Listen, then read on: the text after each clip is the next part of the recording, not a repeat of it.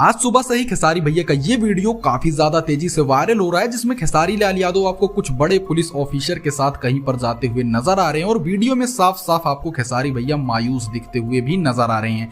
जब से ये वीडियो सोशल मीडिया पर आया है तब से फैंस के मन में एक बहुत ज्यादा सवाल है कि आखिर खेसारी लाल यादव इतने ज्यादा उदास क्यों हैं, क्योंकि खेसारी भैया अक्सर इतने उदास नहीं रहते हैं। और ये बड़े पुलिस ऑफिसर के साथ भाई कहां पर जा रहे हैं, खेसारी लाल यादव न किसी तरफ देख रहे हैं, एकदम सर नीचे करते हुए जा रहे हैं।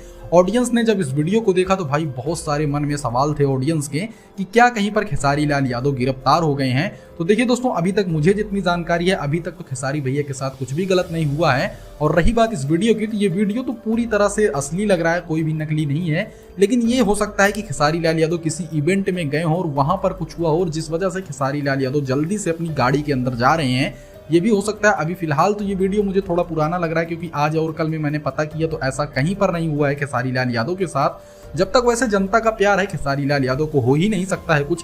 खैर, इसके बारे में आपकी क्या राय है, हमको कमेंट जरूर कीजिएगा।